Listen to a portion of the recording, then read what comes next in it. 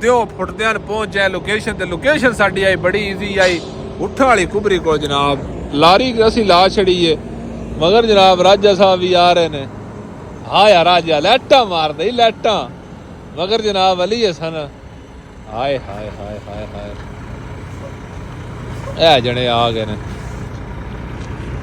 ਤੇ ਅੱਲਾ ਤੁਹਾਡਾ ਭਲਾ ਕਰੇ। ਦਿਓ ਵੀ ਫੁੱਟ ਗਿਆ, ਦਿਓ ਵੀ ਫੁੱਟ ਗਿਆ। ਅਲੀ ਹਸਨ ਵੀ ਆ ਗਿਆ, ਅੱਲਾ ਖੈਰ ਰੱਖੇ।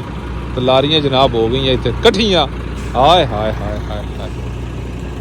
ਲੋ ਜੀ ਜਵਾਨਾਂ ਤੇ ਨਾਸ਼ਤਾ ਕਰਕੇ ਅਸੀਂ ਆਏ ਹਾਂ ਤੇ ਜਣਾ ਦਾ ਗੱਡੀ ਇੱਕ ਲਾਓ ਫਰੰਟ ਤੇ ਮੈਂ ਹੀ ਖੜੇ ਹਾਂ।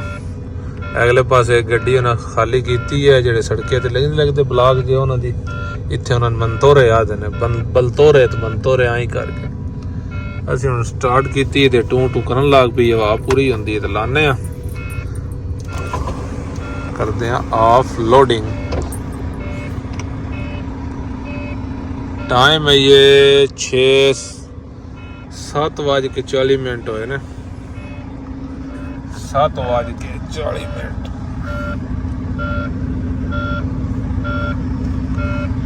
ਇਹ ਜਨਾਬ ਸਾਡੀ ਲੋਕੇਸ਼ਨ ਹੈ ਮਸਤੋਦਾ। ਇਹ ਜਨਾਬ ਅਸੀਂ ਖੜੇ ਹਾਂ ਤੇ ਇਹ ਜਨਾਬ ਅਸੀਂ ਲਾਰਾ ਲਾ ਛੜਿਆ।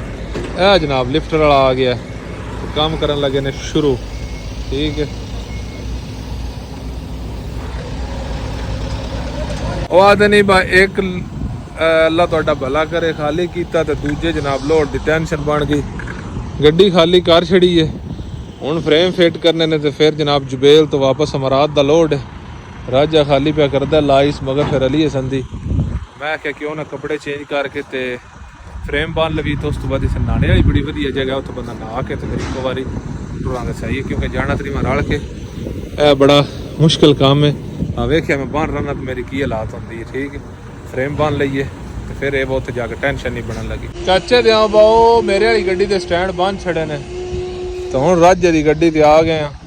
ਠੀਕ ਹੈ, ਤੇ ਆ ਕੱਪੜਿਆਂ ਦੀ ਹਾਲਾਤ ਸਾਡੀ ਵੇਖ ਲਓ। ਇਹ ਤਾਂ ਬੜਾ ਨਾਗ ਲਗਾ ਫਿਰਦਾ ਮੈਂ ਕਰ ਰੱਖਾ ਕੱਪੜੇ ਚੇਂਜ। ਇਸ ਕੰਮੇ ਵਿੱਚ ਰਹਿਣਾ ਹੋਵੇ ਤੇ ਮੁੜੇ ਨਹੀਂ ਬਾਦਸ਼ਾਹੀ ਨਹੀਂ ਚੱਲਦੀ ਬਿਲਕੁਲ। ਉਹ ਵੇਖਾ ਜਾਣਾ ਦੂਜਾ ਖਾਲੀ ਪਿਆ ਕਰਦਾ ਅਲੀ ਹਸਨ ਤੇ ਉਸ ਤੋਂ ਬਾਅਦ ਇਹਦੇ ਫਰੇਮ ਫਿੱਟ ਕਰਦੇ ਆ ਤਾਂ ਦੂਹ ਦੇ ਹੋ ਜਾਣ ਦੇ ਤੇ ਫਿਰ ਤਰਾਵੇ ਰਲ ਕੇ ਤੀਜੀ ਦੇ ਵੀ ਕਰ ਲਾਂਗੇ।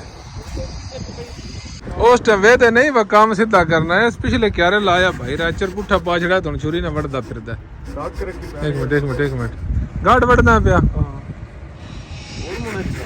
ਗੱਡੀਆਂ ਜਨਾਬ ਅਸੀਂ ਤਰਾਵੇ ਰੈਡੀ ਕਰ ਲਈਆਂ ਨੇ ਤੇ ਤਰਾਵੇ ਲੈਣ ਚ ਖਲਵਾ ਲਈਆਂ ਨੇ। ਤਰੀਵਾਂ ਤੇ ਫਰੇਮ ਸੈੱਟ ਕਰ ਲਏ ਨੇ। ਠੀਕ ਹੈ, ਤੇ ਹੁਣ ਸਿਰਫ ਤਾਰੀ ਲਾਣੀ ਹੈ। ਉਸ ਤੋਂ ਬਾਅਦ ਜਨਾਬ ਇਨਸ਼ਾਅੱਲਾ ਅੱਲਾ ਖੈਰ ਰੱਖੀ ਤੇ ਨਾਰਾ ਮਾਰਨਾ ਨਿਕਲਣੇ ਵਾਲੀ ਗੱਲ ਕਰਨੀ। ਨਹਾ ਲਈਏ ਕੱਪੜੇ ਕਰ ਲਈਏ ਚੇਂਜ, ਉਸ ਤੋਂ ਬਾਅਦ ਨਿਕਲਦੇ ਹਾਂ। ਜਦ ਬਸ 100 ਕਿਲੋਮੀਟਰ ਤਮਾਮ ਰਹਿ ਗਿਆ ਤੇ ਮਾਸ਼ਾਅੱਲਾ ਬਹੁਤ ਪਿਆਰਾ ਮੌਸਮ ਹੈ। ਲਾਰੀਆਂ ਜਨਾਬ ਅਸੀਂ ਲਾ ਛੜੀਆਂ ਨੇ ਰੋਡ ਉੱਤੇ ਇਕੱਠੀਆਂ ਕਰਕੇ। ਰਾਜਾ ਸਾਹਿਬ ਤੇ ਅਲੀ ਹਸਨ ਇਹ ਜਨਾਬ ਵੇਖੋ ਕੈਸਾ ਪਿਆਰਾ ਦਿਓ ਪਿਲਾਂਦਾ। ਉਹ ਆਦਾ ਬਾਊ ਆ ਰਾਤ ਅੱਜ ਖੈਰ ਦੀ ਮੁਣ ਲੈ ਪਈ ਆ। ਉਹ ਗੱਲ ਬਣ ਗਈ ਅੱਜ ਮੁਣ। ਤੇ ਅੱਜ ਅਸੀਂ ਆ ਬੜਾ ਜਲਦੀ ਗਏ ਆ। ਅੱਗੇ ਤੇ ਖਚਕੇ ਜੀ ਆਵੀਦਾ, ਪਿਛਲੇ ਫਿਰ ਅਸੀਂ ਆਏ ਆ ਸਵੇਰੇ ਚੜੇ ਆ ਰੋਡ ਤੇ ਚਾਹ ਅੱਲਾ ਤੇਰਾ ਭਲਾ ਕਰੇ 10-11 ਵਜੇ ਆਪਣੇ ਆ। ਠੀਕ ਹੈ, ਜੜ ਸਾਰਾ ਗੋਡਾ ਬੰਨਦੇ ਆ ਤੇ ਉਸ ਤੋਂ ਬਾਅਦ ਨਿਕਲਦੇ ਆ। ਅੱਛਾ ਦਿਓ ਬਸ ਇਹ ਨੋਕ ਵਾਲੇ ਮੱਤੇ ਤੇ ਪਹੁੰਚ ਆਏ। ਅੱਲਾ ਖੈਰ ਖਰੀਅਤ ਰੱਖੇ।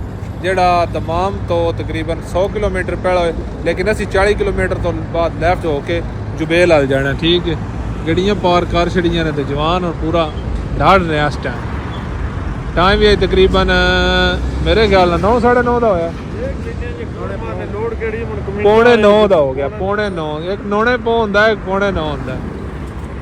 ਇੱਥੇ ਜਨਾਬ ਆਪਣੇ ਸ਼ਰੂਰੇ ਦੇ ਬੇਲੀ ਨੇ ਉਹਨਾਂ ਨਾਲ ਵੀ ਕਰਨੀ ਮੁਲਾਕਾਤ ਤੇ ਉਸ ਤੋਂ ਬਾਅਦ ਅਗਾਂ ਚੱਲਾਂਗੇ।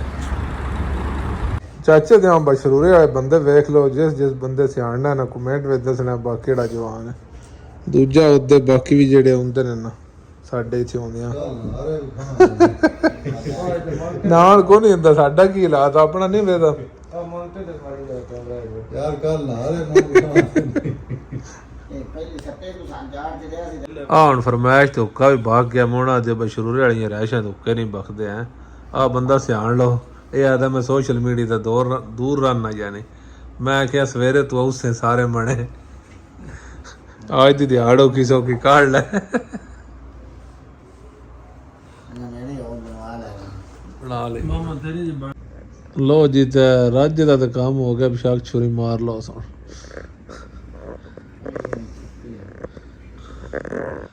ਏਦਾਂ ਵੀ ਕੰਮ ਜਨਾਬ ਹੋਇਆ ਪਿਆ ਤੇ ਅਸੀਂ ਜਨਾਬ ਕਮਲਾ ਵਿੱਚ ਹੋਏ ਪਏ ਆ ਵੇਖਿਆ